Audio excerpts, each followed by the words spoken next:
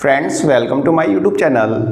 Friends दिसंबर 2023 के आसपास एक एमसीडी ने एक स्कीम निकाली थी, एमनेस्टी स्कीम थी बेसिकली वो, जिसमें कि यह कहा गया था कि भाई पिछले 5 साल का आप अपना हाउस टैक्स पे कर दीजिए और उससे पहला का जितना भी आपका हाउस टैक्स बकाया है वो सब एमसीडी माफ़ कर देगी। तो बेसिकली 5 साल का बोला गया था वहाँ पे, लेकिन बहुत से ऐसे लोग थे जो कि इस स्कीम का लाभ नहीं उठा पाए, उनको पता ही नहीं चल पाया कि एमनेस्टी स्कीम भी आई थी, तो वे उसका लाभ नहीं उठा पाए और अब परेशान है कि हाँ भाई इतने सालों का हाउस टैक्स हम कैसे पे करेंगे, इंटरेस्ट भी, पेनल्टी भी और टैक्स अमाउंट भी, तो ये थोड़ा मुश्किल बात है पे करना है। इसलिए वे लोग अभी अपना टैक्स भर ही नहीं रहे हैं और वेट कर रहे हैं एक दूसरी एमनेस्टी स्कीम की। तो फ्रेंड्स उनके लिए गुड न्यूज़ है, जो लोग एमनेस्टी स्कीम का वेट कर रहे हैं उनके लिए भी और जो लोग वेट नहीं कर रहे हैं उनके लिए भी, दोनों के लिए ही गुड न्यूज़ है। फ्रेंड्स इस बार एमसीडी ने हाउस टैक्स से रिलेटेड एक ऐसी स्कीम निकाली है जो कि अपने आप में यूनिक स्कीम है। आज से पहले एमसीडी के इतिहास में इस टाइप की स्कीम नहीं आई थी। फ्रेंड्स ये जो स्कीम है उसमें यदि आप फाइनेंशियल ईयर 24-25 का हाउस टैक्स पे कर देते हैं, फाइनेंशियल ईयर 2024-2025 का, तो आपका पिछला जितना भी हाउस टैक्स बकाया है सब माफ़ हो जाएगा। अरे भाई मजाक नहीं कर रहा, सच में।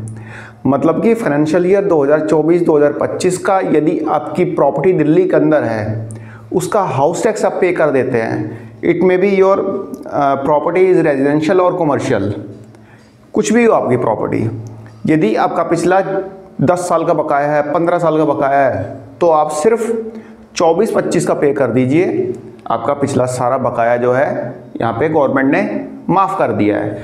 इस समय आम आदमी पार्टी की गवर्नमेंट है एमसीडी में, तो आम आदमी पार्टी ने ही ये माफ़ी की योजना निकाली है। इसके अलावा और भी कई बेनिफिट्स दिए हैं यहाँ पे।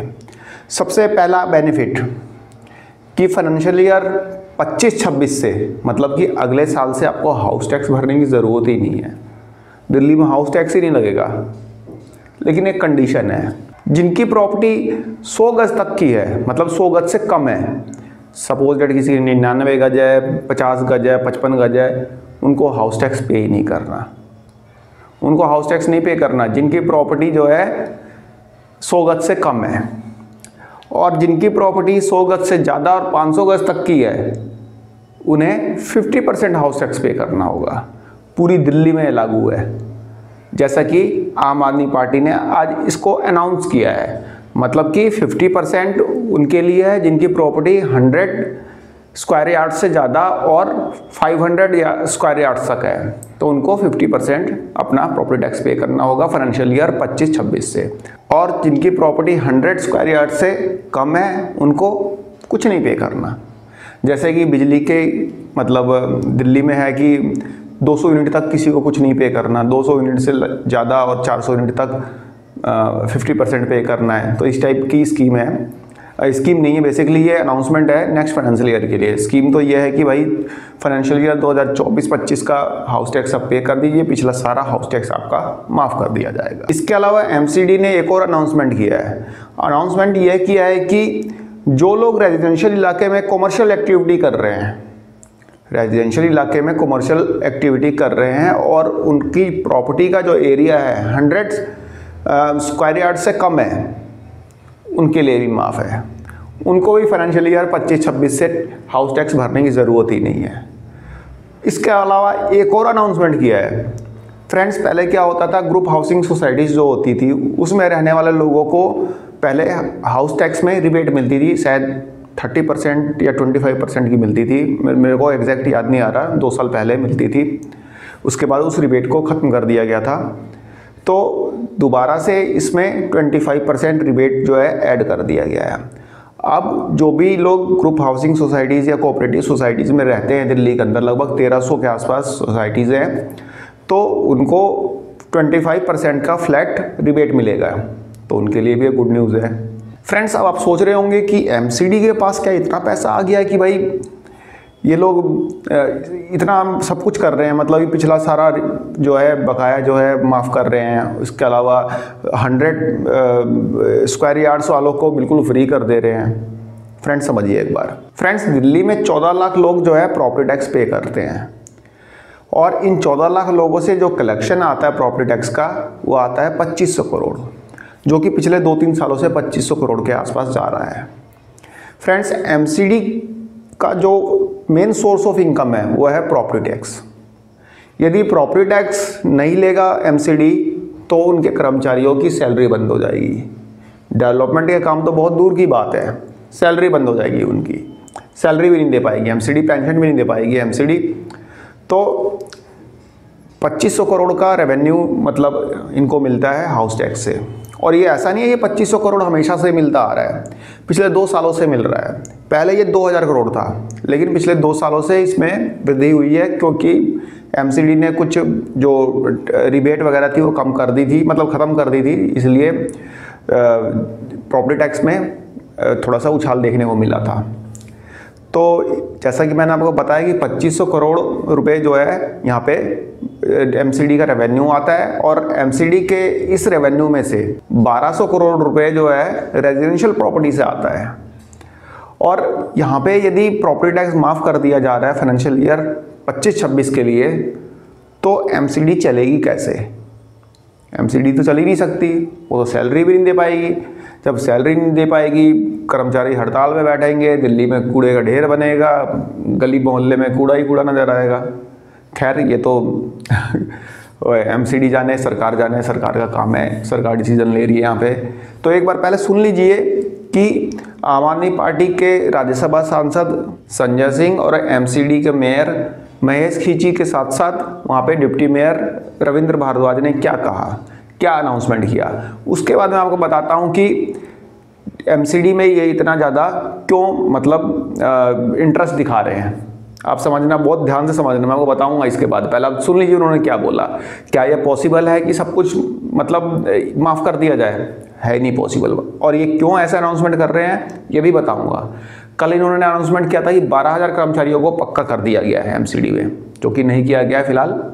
जैसे कि डीटीसी वालों को बोला गया था कि हाँ भाई तुम्हारी सैलरी बढ़ा दी गई है दिल्ली विधानसभा चुनाव से पहले, लेकिन उनकी सैलरी का ना तो कोई नोटिफिकेशन निकाला ना ही सर्कुलर निकाला।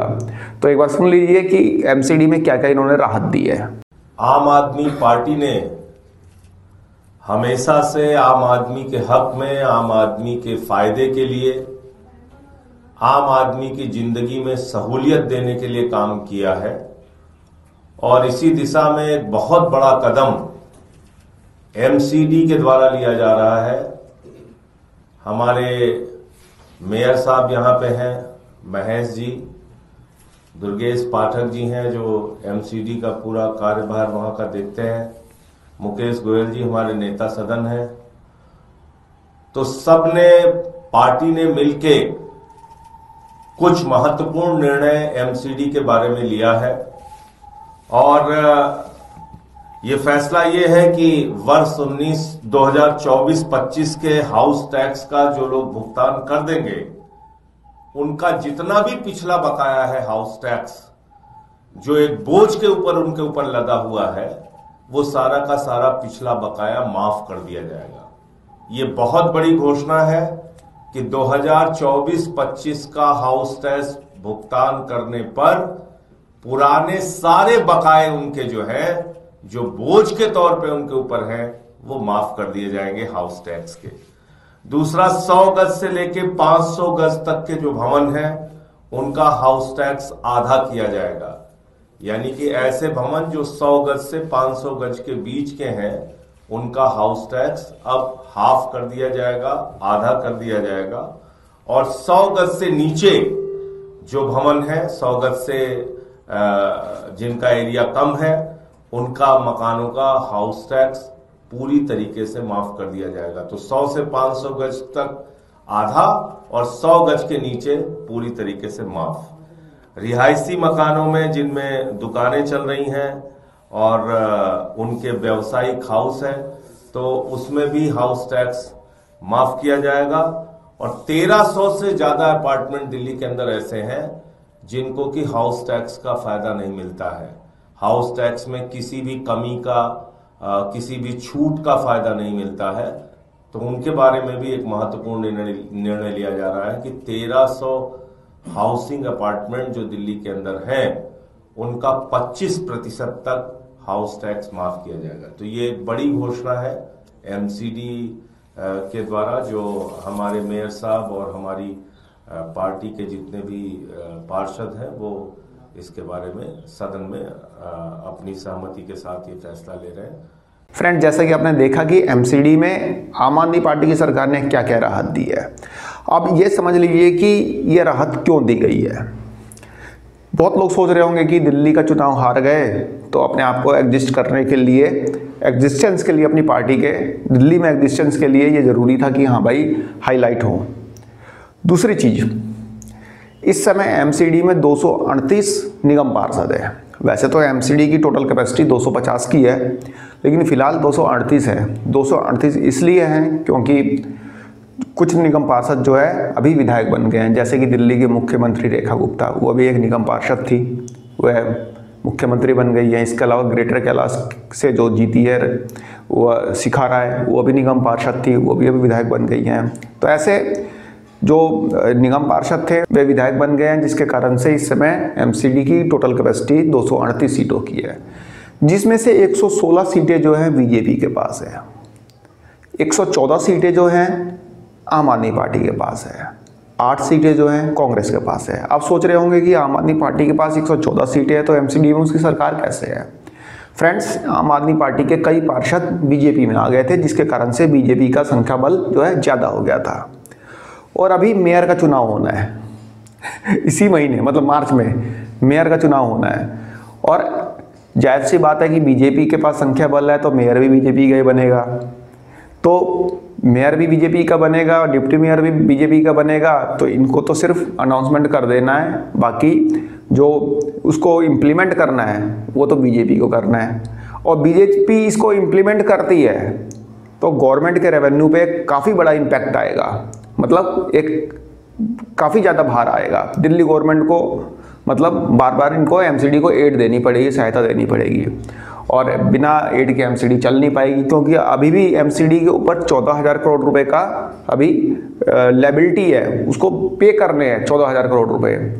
और एमसीडी कैसे चल रही है आप देख ही रहे हो दिल्ली के अंदर, ना साफ़ सफाई ना कुछ भी नहीं, बहुत बुरी हालत है एमसीडी के स्कूल देख लो। तो हिसाब किताब ठीक नहीं है दिल्ली में फ़िलहाल। तो यदि बीजेपी इसको इम्प्लीमेंट नहीं करती तो भाई ये लोग दिखाएंगे कि बीजेपी जो है जनता की विरोधी है, जनता के लिए हम काम कर रहे हैं तो ये करने नहीं दे रहे। और बीजेपी इसको इम्प्लीमेंट कर देती है तब बीजेपी तब भी फंसी। तो देखते हैं क्या होता है, ये हो पाता है नहीं हो पाता है। ये चीज़ जो इन्होंने बोला है कि फ्री अगली बार से, मतलब नेक्स्ट फाइनेंशियल ईयर से हाउस टैक्स लेंगे ही नहीं। जब हाउस टैक्स नहीं लेंगे तो भाई सैलरी कहाँ से देंगे। सैलरी के लिए बस यही होगा कि दिल्ली सरकार के सामने धरने में बैठ जाएंगे और दिल्ली सरकार पैसे नहीं दे रही, जैसे दिल्ली में हुआ था। दिल्ली सरकार में जब ये लोग थे तो केंद्र के सामने बैठते थे। तो यही खेल दिल्ली में चलता रहेगा। दिल्ली में मेरे को नहीं लगता कि कभी ये सब खेल बंद होगा, कुछ ना कुछ चलते ही रहना है। खैर दिल्ली है, चलता रहेगा। तो फ्रेंड्स, एक छोटी सी इन्फॉर्मेशन दी आप लोगों के लिए, आई होप आपको पसंद आई होगी। धन्यवाद, नमस्कार।